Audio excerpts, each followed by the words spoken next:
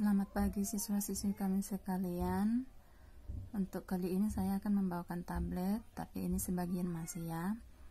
Yang pertama itu definisi. Definisi tablet menurut Farmakopeia Indonesia di Sempat, tablet adalah sediaan padat yang mengandung bahan obat dengan atau tanpa bahan pengisi. Nah, ini ada contoh bentuk tablet. Umumnya tablet itu berbentuk cakram, pipi gepeng, bundar, segitiga, dan lonjong.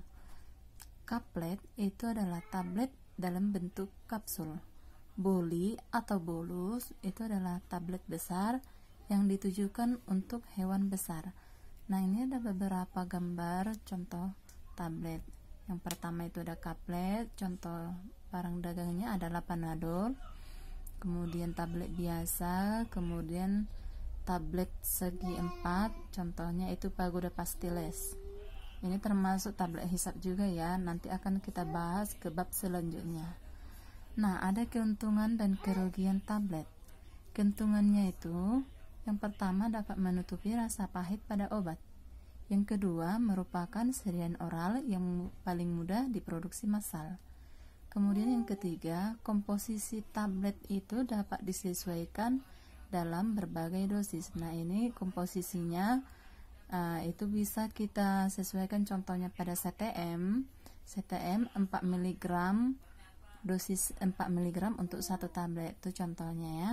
Kemudian harga relatif murah, kemudian merupakan sediaan oral dengan stabilitas paling baik. Jadi karena tablet ini berlapis-lapis, jadi dia pada penyimpanan baik itu dalam suhu lembab ataupun suhu terlalu panas, dia lebih stabil. Selanjutnya kerugian. Yang pertama, sukar digunakan pada anak-anak, karena anak-anak lebih sukar kalau dia tablet ini agak besar ya. Yang kedua, beberapa bahan aktif sukar dikempa. Nah, ini merupakan kendala yang kita temukan pada saat pencetakan tablet. Nah, yang ketiga, beberapa tablet digunakan dengan cara khusus, seperti contohnya tablet vagina, tablet implan, tablet sublingual, dan tablet effervescent. Nah, ini nanti boleh kita bahas untuk bab yang selanjutnya ya. Untuk obat yang rasanya pahit, maka harus kita lakukan penyalutan.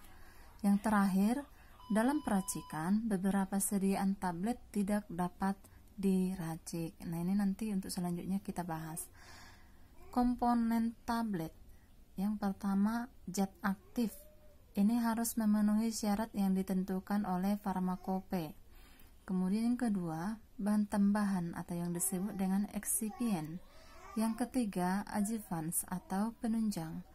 Yang pertama itu bahan tambahan, bahan pengisi atau diluent.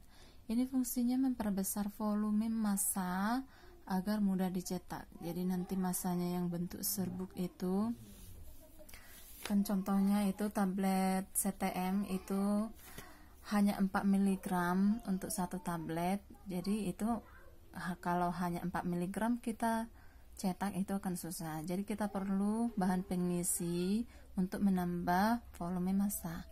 Yang kedua, bahan pengikat. Fungsinya memberikan daya adhesi serbuk pada saat granulasi. Granulasi ini adalah proses membentuk dari serbuk menjadi serbuk lebih besar sedikit ya, tapi belum menjadi tablet. Ini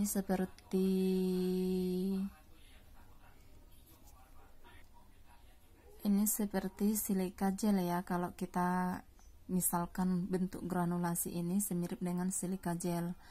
Dan menambah daya kohesi pada bahan pengisi. Yang ketiga, bahan pengembang atau penghancur yang disebut dengan disintegran. Ini fungsinya nanti membantu tablet hancur dalam tubuh setelah ditelan. Jadi ini harus ditambahkan juga ke dalam tablet karena ini berpengaruh dalam tubuh kita. Jadi begitu kita minum, di dalam lambung atau di dalam usus, tabletnya harus hancur. Kalau tidak hancur, tidak akan memberikan efek. Yang keempat, bahan pelicin atau lubrikan. Maaf ya, penulisannya agak salah ya. Fungsinya mengurangi gesekan selama proses pengempaan tablet dan mencegah massa tablet menempel pada cetakan. Yang kelima, glidan. Glidan ini fungsinya meningkatkan kemampuan mengalirnya serbuk. Jadi serbuk dimasukkan melalui corong pada alat kempanya, alat cetaknya, supaya serbuknya tidak menggumpal. Jadi harus kita tambahkan bahan glidan ya. Yang keenam, yang terakhir, bahan penyalut atau coating agent. Fungsinya nanti ini akan kita jelaskan lebih lanjut ya. Yang selanjutnya, yang terakhir itu adjuvants. Itu yang pertama adalah bahan pewarna atau coloring agent. Nah, ia berfungsi, dan lak ya. Nah, fungsinya meningkatkan nilai estetika atau menunjukkan identitas produk. Jadi contohnya seperti tablet Panadol itu warna putih, tablet Decolgen itu 3 lapis, ada warna putih, warna orange, dan kalau saya tidak salah ya warna biru ya.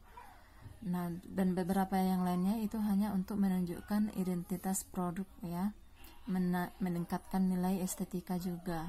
Nah, yang terakhir itu bahan pengharum atau flavoring agent.